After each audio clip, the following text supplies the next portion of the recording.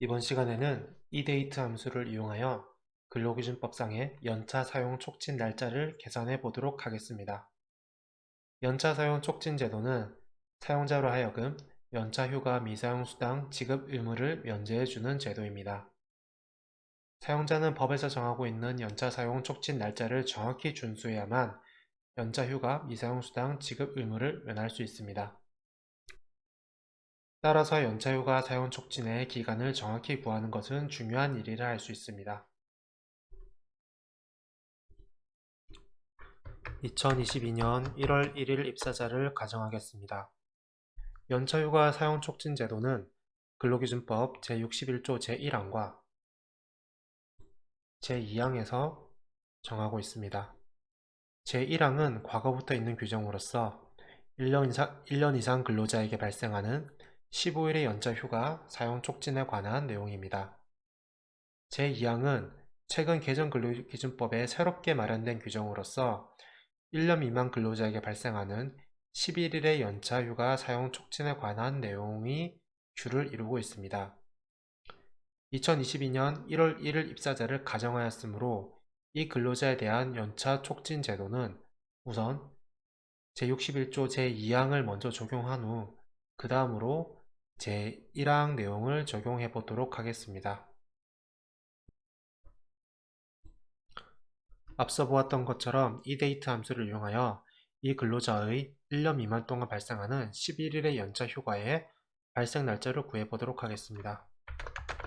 eDate 함수의 첫 번째 인수에 입사일을 입력하고 두 번째 인수에 한 달, 즉 1을 입력하면 첫 번째 연차 휴가의 발생 날짜 2022년 2월 1일이 출력됩니다. 두 번째 연차 휴가의 발생 날짜도 첫 번째 연차 휴가의 발생 날짜를 첫 번째 인수에 입력한 후 두 번째 인수에 한 달, 즉 1을 입력하면 두 번째 휴가의 발생 날짜가 출력됩니다. 이것을 쭉 끌면 2022년 12월 1일까지 날짜가 자동으로 나오고 이 각각의 날짜에 1일의 연차 휴가가 발생합니다. 여기서 61조 제2항을 보면 최초 1년의 근로기간이 끝나기 3개월 전을 기준으로 라고 되어 있습니다. 2022년 1월 1일부터 최초 1년의 근로가 끝나는 날은 2022년 12월 31일입니다. 이것을 eDate 함수로 쓴다면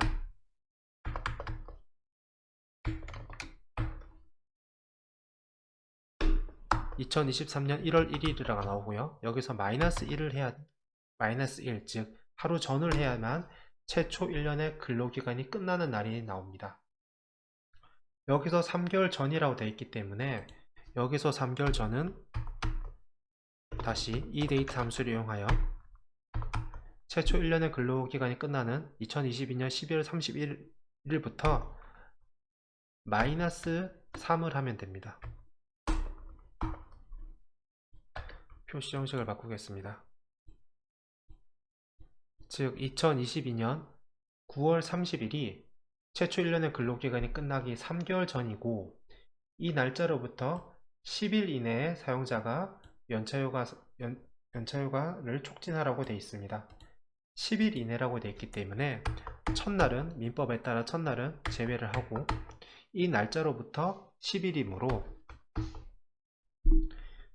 2022년 9월 30일부터 더하기 1을 하고 다시 2022년 9월 30일부터 더하기 11을 하면 2022년 10월 1일부터 2022년 10월 11일까지가 연차휴가 사용 촉진 날짜입니다. 그런데 근로기준법은 이번에 개정 근로기준법을 적용하면서 총 11일의 연차휴가 중에서 사용자가 서면 촉구한 후 발생한 휴가에 대해서는 최초 1년의 근로기간이 끝나기 1개월 전을 기준으로 5일 이내에 촉구하라고 되어 있습니다. 그러면 우리가 최초의 연차휴가 촉진을 한 날짜는 2022년 10월 1일부터 2022년 10월 10일 사이이므로 이 9개는 이 날짜에 촉진을 하면 되고 첫 번째 촉진한 날짜 이후에 발생하는 이 뒤에 두 개는 다른 날짜가 됩니다. 즉 여기서 다른 날짜는 최초 1년의 근로가 끝나기 1개월 전을 기준으로 5일 이내라 되어 있습니다. 그러면 다시 이 데이트 함수를 이용하여 최초 1년의 근로기간이 끝나기 1개월 전이라 되어 있으므로 두 번째 인수에는 마이너스 1을 합니다.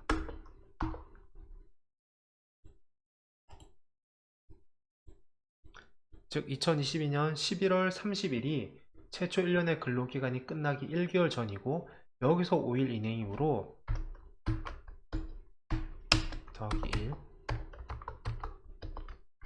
더하기 5를 하면 2022년 12월 1일부터 2022년 12월 5일까지가 총 11개 중 마지막 2개에 대한 촉진 날짜로 정해지게 됩니다.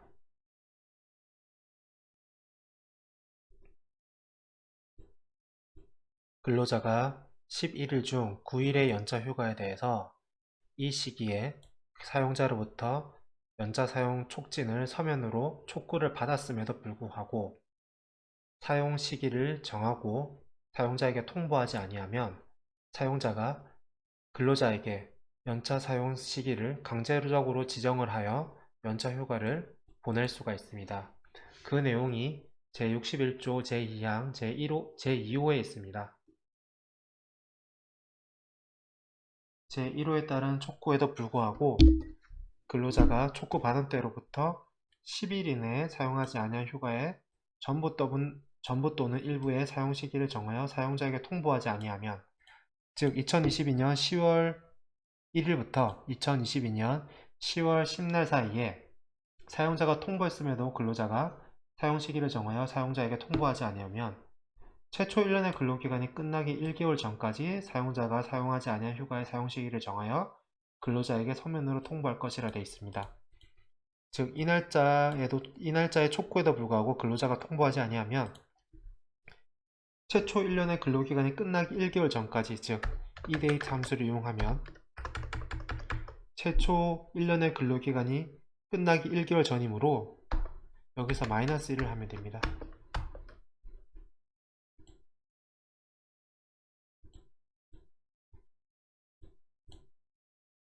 다시 말씀드리면 11일 중 9일에 대하여 이 기간에 사용자가 사용 촉구를 했음에도 불구하고 근로자가 시기를 지정하지 않으면 사용자가 2022년 11월 30일까지 강제적으로 사용 시기를 지정할 수 있습니다. 한편 다만 1호 단서에 따라 촉구한 휴가에 대해서는 최초 1년의 근로기간이 끝나기 10일 전까지라 되어 있습니다. 즉 11일 중 이틀에 대하여 사용자가 이날 촉구를 했음에도 불구하고 근로자가 사용 시기를 지정하지 아니하면 최초 1년의 근로기간이 끝나기 10일 전이라 되어 있습니다. 여기서는 달 개념이 아니기 때문에 최초 1년의 근로기간이 끝나기 10일 전이므로 여기서 바로 마이너스 10을 하시면 되겠습니다.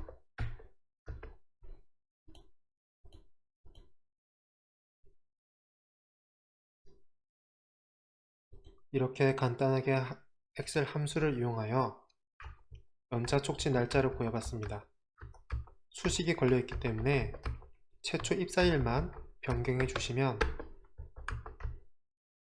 연차 촉진 날짜가 이렇게 자동으로 변경되고 있음을 알 수 있습니다.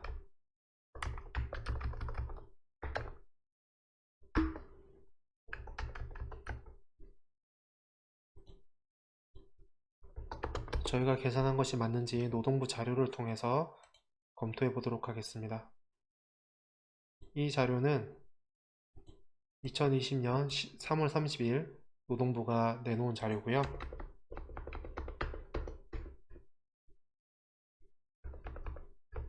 11일에 대한 연차 촉진 날짜가 정리되어 있습니다. 총 11일 중 9일에 대해서는 10월 1일부터 10월 10날까지 촉진하라 되어 있으니 저희가 계산한 것과 차이가 없고요. 그 다음에 11월 30일 날짜도 틀리지 않습니다. 11일 중 나머지 일에 대한 촉진 날짜도 계산한 것과 틀리지 않고요. 12월 21일 날짜도 틀리지 않음을 확인했습니다.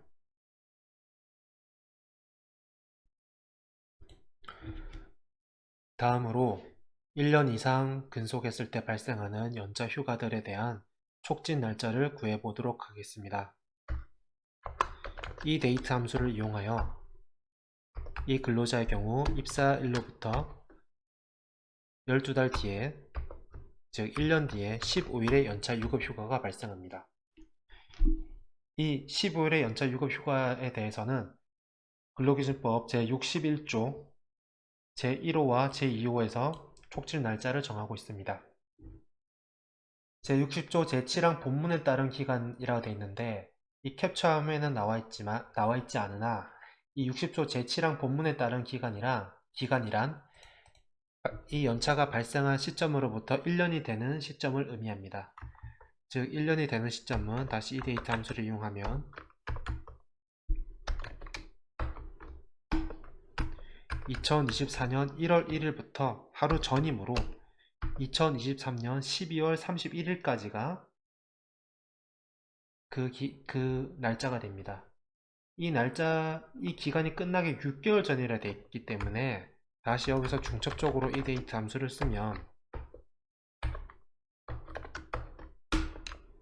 2023년 6월 30일이 그 기간이 끝나기 6개월 전임을 알 수 있습니다. 이 2023년 6월 30일부터 10일 이내에 촉진하라고 되어 있기 때문에 여기서 더하기 1, 여기서 더하기 10을 하면 2023년 7월 1일부터 2023년 7월 10일이 그 촉진의 날짜가 되고요. 만약에 사용자가 이 시기 때 촉진을 했음에도 불구하고 근로자가 사용 시기를 지정하여 사용자에게 통보하지 아니하면 끝나기 2개월 전까지라 되어 있습니다. 즉, 이 데이트 함수에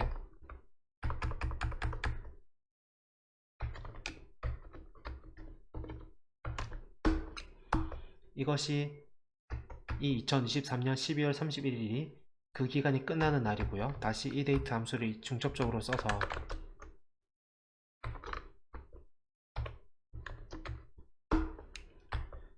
2023년 10월 31일이 그 기간이 끝나기 2개월 전입니다.